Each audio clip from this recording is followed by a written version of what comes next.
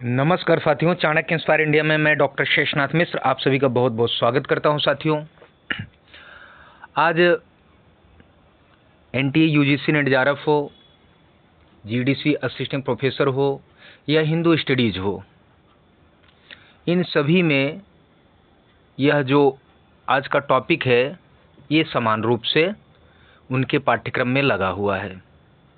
ठीक है, तो आज वैदिक साहित्य के अंतर्गत वैदिक साहित्य का जो सामान्य परिचय है उसमें भी वेदों का काल, वेदों का रचना काल या वेदों के काल से संबंधित विषय लेकर आप सभी के समक्ष मैं आज फिर से उपस्थित हुआ हूं। तो आइए वेदों के काल अर्थात समय के बारे में हम लोग चर्चा करते हैं। वैसे तो वेदों का रचना काल निर्धारण वैदिक वाङ्मय की एक बहुत जटिल समस्या है। विभिन्न विद्वानों ने भाषा, रचना शैली, धर्म एवं दर्शन, ज्योतिष, उत्खनन में प्राप्त सामग्री, अभिलेख आदि के द्वारा वेदों का रचना काल निर्धारित करने का प्रयास किया, परंतु कोई भी इस कार्य में सफल नहीं हो सका। ठीक है ना, इसलिए अभी तक कोई सर्वमान्य रचना काल निर्धारित नहीं हो सका है वेदों का, क्योंकि वेद को इसलिए अनादि कहा जाता है, अपौरुषेय कहा जाता है। ठीक है, इसके बारे में किसी को ये जानकारी नहीं कितने ये प्राचीन हैं। तो जब से सनातन परंपरा है तब से ये हमारे वेद हैं। तो चूंकि अब सिलेबस में लगा है, परीक्षा में प्रश्न आता है, तो उसके निमित्त जो भी पुस्तकों में दिया गया है उसी के आधार पर इन विषयों की तैयारी हमें करनी है, ध्यान रखिएगा। ठीक है, आइए सबसे पहले मैक्स मूलर को देखते हैं। प्रोफेसर मैक्स मूलर ने सन 1859 ईस्वी में अपने ग्रंथ the history of ancient Sanskrit literature, ठीक है ना, संस्कृत साहित्य का प्राचीन इतिहास, हिंदी में यह ग्रंथ नाम इसका होगा, में जो है मतलब इस ग्रंथ में वेदों के काल निर्णय का सर्वप्रथम प्रयास किया गया है। तो इसलिए सर्वप्रथम वेदों के कालों का निर्धारण करने वाला कौन विद्वान हुआ? तो मैक्स मूलर हुए, ये ध्यान रखिएगा। ठीक है, मैक्स मूलर कहाँ का था? तो मैक्स मूलर जर्मनी देश का था और वैदिक काल के संबंध में जो प्रथम प्रयत्न करता, मतलब वैदिक वेदों के काल का जो प्रथम निर्धारण करने जो पहला प्रयास किसी व्यक्ति के द्वारा या विद्वान के द्वारा किया गया वह मैक्स मूलर के द्वारा किया गया। तो वैदिक काल के संबंध में प्रथम प्रयत्न करता थे मैक्स मूलर महोदय। मैक्स मूलर का संबंध था जर्मनी देश से। ठीक है ना,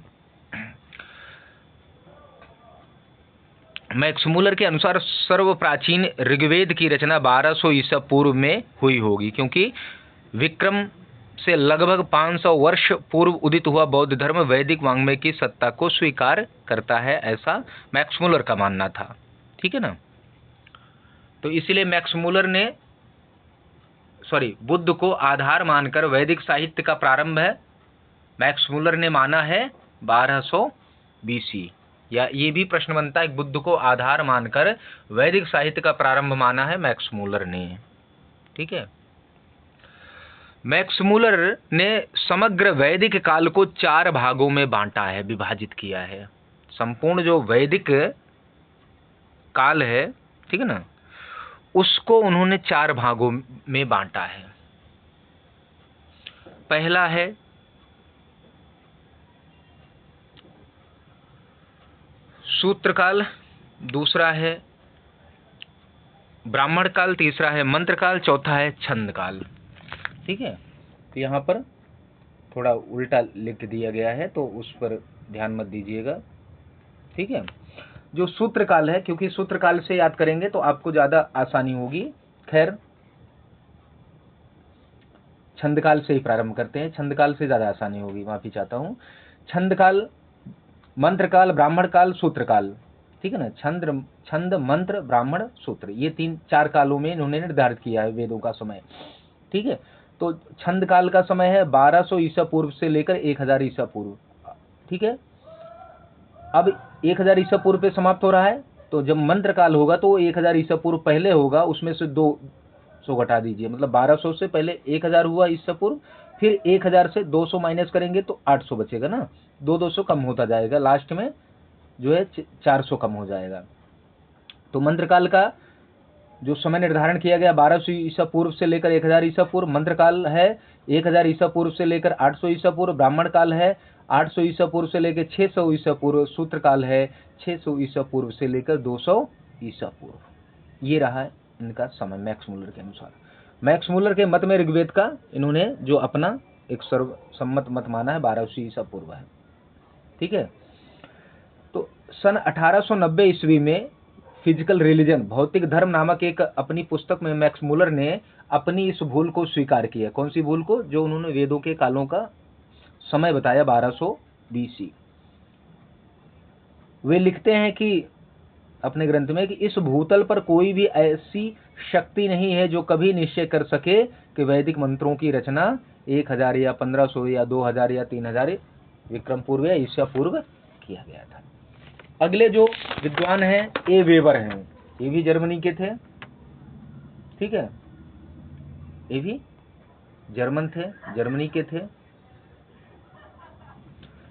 वेबर के बंध में ये भी वही बात कहते हैं कि वेबर के मत में ऋग्वैदिक काल इसके बाद कभी भी स्वीकार नहीं किया जा सकता। कब से? 1200 ईसा पूर्व से 1500 ईसा पूर्व। ठीक है, प्रोफेसर वेबर कहते हैं कि वेदों के समय को कम से कम 1500 ईसा पूर्व या 1500 ईसा पूर्व के बाद कभी भी स्वीकार नहीं किया जा सकता। ठीक है ना। इन्होंने अपनी पुस्तक में the history of Indian literature में यह लिख दिया है कि वेदों का काल निर्धारण के लिए प्रयत्न करना सर्वथा बेकार है। ऐसा ए वेबर ने भी लिखा। अब जैकोबी आएंगे, अगले आचार्य आपके कन पाश्चात्य विद्वान जिसने ज्योतिष को आधार बनाकर वेद काल निर्धारण किया या वेदों का रचना काल निर्धारण किया, वे हैं याकोबी। ठीक है ना, इनका पूरा नाम है, जर्मन विद्वान हैं डॉक्टर जैकोबी इनको कहा जाता था। ज्योतिष के आधार पर दो आचार्य मतलब दो स्कॉलर हैं जिन्होंने वेद के काल का निर्धारण किया है। एक तो विदेशी हैं याकोबी, इनको जैकोबी भी कहते हैं, और दूसरे हैं बाल गंगाधर तिलक जी। ध्यान रखिएगा, ये प्रश्न बहुत पूछा जाता है। ठीक है ना। याकोबी का पूरा नाम क्या है? हरमन याकोबी। कृतिका और वसंत संपात के आधार पर ऋग्वेद का काल निर्धारण किया था याकोबी ने। ठीक है, जर्मन विद्वान डॉक्टर याकोबी या जैकोबी का वैदिक काल विषयक सिद्धांत ज्योतिष को आधार शिला पर अवलंबित है, मतलब उसी के आधार शिला पर आधारित है, टिका हुआ है। और यह इनका मत जो है बाल गंगाधर तिलक जी से मिलता जुलता है। ठीक है, जैकोबी ने कृतिका और वसंत संपात के आधार पर वेद मंत्रों का रचना काल 4590 ईसा पूर्व से तथा ब्राह्मण ग्रंथों का रचना काल 2500 ईसा पूर्व के पश्चात स्वीकार किया। इस प्रकार अगर संक्षेप में देखेंगे तो याकोबी के अनुसार 4500 ईसा पूर्व से 3000 ईसा पूर्व ऋग्वेद का रचना काल माना जाता है। खैर, आपको परीक्षा में मिलेगा कि याकोबी ऋग्वेद का काल मानते हैं तो 4500 ईसा पूर्व, अगर आ जाए तो 4500 ईसा पूर्व से 3000 ईसा पूर्व। इस प्रकार इन्होंने समय का निर्धारण किया है। ठीक है, अगले आपके भारतीय विद्वान हैं जिन्होंने ज्योतिष को आधार बनाया। अभी जैकोबी या याकोबी ने भी ज्योतिष का आधार बनाया था, लेकिन वो विदेशी विद्वान है, भारतीय विद्वान है।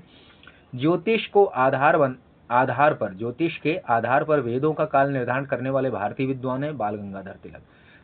ठीक है, इनको पूरा क्या नाम है? लोकमान्य बाल गंगाधर तिलक।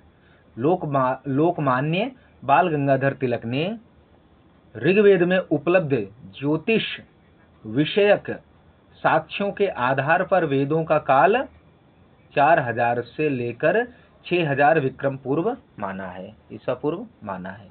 ये ध्यान रखिएगा। ठीक है, यही कंप्लीट पूछा भी जाता है।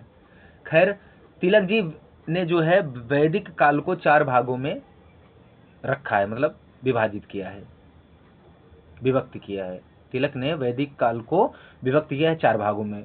पहला अदिति काल, दूसरा है मृगशिरा काल, तीसरा है कृतिका काल, चौथा है अंतिम काल। अदिति काल कब से कब मानते हैं? तो अदिति काल 600 ईसा पूर्व से लेकर 4000 ईसा पूर्व है। मृगशिरा काल है 4000 ईसा पूर्व से लेकर 2500 ईसा पूर्व। कृतिका काल है 2500 ईसा पूर्व से लेकर 1400 ईसा पूर्व। ठीक है। अंतिम काल है 1400 ईसा पूर्व से लेकर 500 ईसा पूर्व। ठीक है।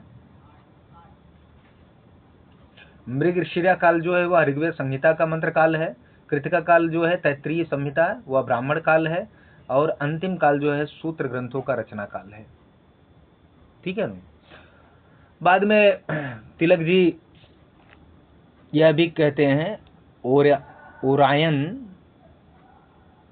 के पश्चात लिखे गए ग्रंथ Arctic home in the Vedas में वेद काल को 10,000 ईसा पूर्व बतलाया है। ठीक है ना।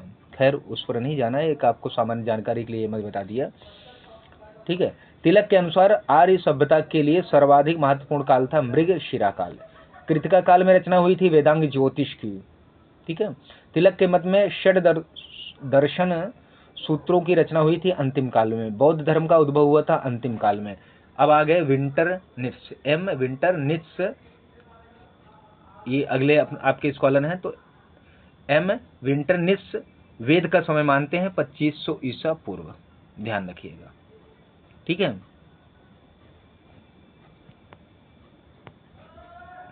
ये देखिए हमने एक चार्ट भी दिया है, मैक्स मूलर जिन्होंने 4 भागों में बांटा, तिलक जी ने भी 4 भागों में बांटा है, छंद, मंत्र, ब्राह्मण और सूत्रकाल। ये मैक्स मूलर के अनुसार है। और तिलक जी के अनुसार क्या है? अदिति, मृगशिरा, कृतिका, अंतिम काल, ये 4 है। यहाँ देख लीजिए इस चार्ट में सारा दिया हुआ है। ठीक है।